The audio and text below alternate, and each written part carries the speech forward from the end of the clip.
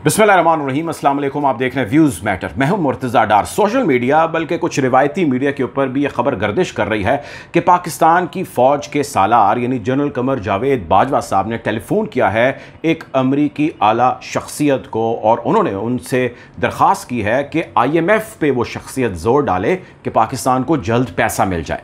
अब इस खबर के हवाले से दो बहस हैं जो जारी हैं सोशल मीडिया के ऊपर। आप जानते हैं कि हर किस्म का नैरेटिव लोग अडॉप्ट कर लेते हैं, लेकिन दो मेन चीज़ें जिसके ऊपर बहस हो रही है वो ये है कि एक मुल्क की फ़ौज के सालार को क्या ज़रूरत पड़ी है कि वो उनको फ़ोन करें। वो फ़ौज के सालार हैं, उनका फाइनेंस के मामलात से क्या लेना देना। दूसरी तरफ ये बहस जारी है कि जब तमाम पॉलिटिकल लीडरशिप मौजूद है तो वो इंटरफेयर क्यों नहीं कर रही या वो ऐसी कोशिशें क्यों नहीं कर रही। जनरल कमर जावेद बाजवा क्यों ऐसा कर रहे हैं। मुल्क के अंदर इकनॉमिक कंडीशन क्या वाकई ऐसी हो चुकी है कि फौरी तौर पर इस किस्म की रिक्वेस्ट जनरेट की जाए।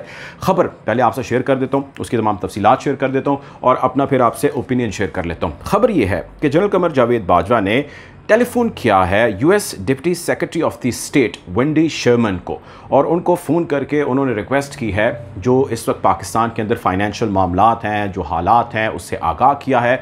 और उन्होंने बताया है कि IMF के साथ जो पाकिस्तान का बेल आउट पैकेज चल रहा है जिसमें जो स्टाफ लेवल पर पाकिस्तान को सिग्नेचर होना या परमिशन मिलना है वो अमल भी पूरा हो चुका है।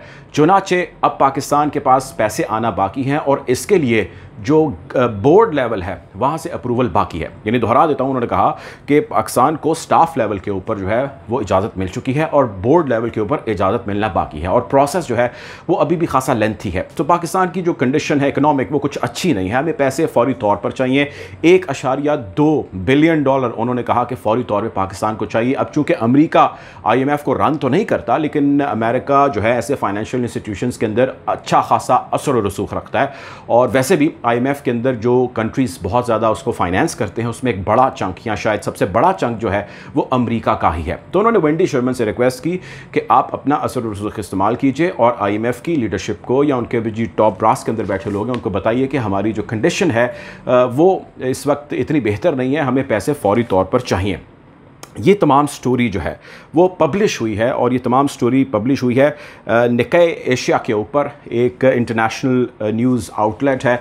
और यहाँ पे जो ये स्टोरी लिखने वाले साहब हैं वो वजाहत एस खान, आप जानते हैं कि पाकिस्तान के बड़े मंजरनामे पर सहाफ़ती जो है वो रह चुके हैं और यहाँ पे टॉक शोज़ भी होस्ट कर चुके हैं, मल्टीपल जगहों पे राइट अप भी लिख चुके हैं और फ़िलहाल जो है मेरी इतलात के मुताबिक अमेरिका में मुकीम है और वहाँ पे अपनी तालीम हासिल कर रहे हैं। सो वजाहत एस खान की ये स्टोरी है, निकाय एशिया जो है इसके ऊपर ये छपी है और इस स्टोरी का मतन जो है वो मैंने आपसे शेयर कर दिया है। अब मैंने अर्ज़ किया आपसे कि दो चीज़ें हैं जिसके हवाले से बहस जारी है। एक बहस ये है कि एक मुल्क की फ़ौज के सालार को क्या ज़रूरत पेश आई है कि वो फाइनेंशियल मामलात के ऊपर दूसरे मुल्क और वो भी अमेरिका जैसे मुल्क की ऐसी शख्सियत को फ़ोन करे।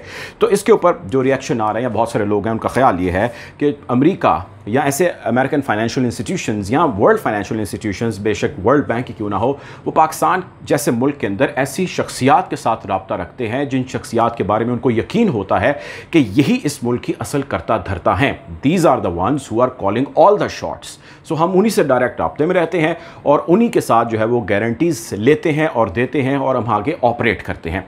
जबकि दूसरी तरफ बहस ये है कि इस मुल्क के अंदर इस वक्त जो भी सियासी मंजरनामे के ऊपर चीज़ें जा रही हैं, जिसमें इस वक्त मौजूदा हुकूमत जो वफाक के अंदर बैठी है वो इत्तेहादी हुकूमत तो है, लेकिन उसको लीड नवाज शरीफ साहब के छोटे भाई जो है हमजा शहबाज शरीफ साहब कर रहे हैं। और हमजा शहबाज शरीफ साहब की जो साख है उसके हवाले से खासे concerns already with in the country तो हैं ही, लेकिन वेस्टर्न हल्कों के अंदर भी इस हवाले से कंसर्न्स हैं। कुछ लोग ये कहते हैं कि नहीं, कतई तौर पे कंसर्न्स नहीं है, western especially American are pretty much okay with Shahbaz Sharif. So ये एक थिन लाइन है, एक फाइन लाइन है, लेकिन जो डेवलपमेंट है वो मैंने आपके साथ शेयर कर दी है। और इस डेवलपमेंट के पीछे जो बड़ा रीज़न है, सबसे बड़ी जो वजह है वो इस वक्त पतली हालत ज़ार है इक़्तिसादियात की। पाकिस्तान के अंदर बढ़ती हुई पेट्रोल की कीमतें हैं, LPG की कीमतें हैं, गैस की कीमतें हैं, बिजली की कीमतें हैं और इस सब के बावजूद जिसको हमें कहा गया कि ये IMF की शराइत हैं और मुश्किल फ़ैसले हैं वो भी कर लिए गए, लेकिन अभी तक पैसा नहीं आया। और इसके जो असरात इस वक्त सारे माशरे के अंदर, पूरे मुल्क के अंदर जो फैले हैं वो इंतहाई अबतर हैं। और कहने वाले ये कह रहे हैं कि इस वक्त जो कुछ भी हालत है वो काफ़ी बेहतर है, वो संभली हुई है। वो हालत आप तसव्वुर नहीं कर सकते जो अब से 3, 4 या 5 माह बाद आई, अगर अगर IMF ने, सऊदी अरेबिया ने या चीन ने या किसी भी एक बड़े फाइनेंशियल इंस्टीट्यूशन या मुल्क ने हमें कुछ पैसा उधार ना दिया, तो अल्लाह ना करे कि ऐसी हालत कभी आए। लेकिन फ़िलहाल ये खबरें गर्दिश कर रही हैं। कोशिश करेंगे कि मुल्क के सियासी मंजरनामे और इस पर बदलते हुए हालात के हवाले से आपको यूं ही आगाह रखें। अपना ख्याल रखें। अल्लाह हाफ़िज़।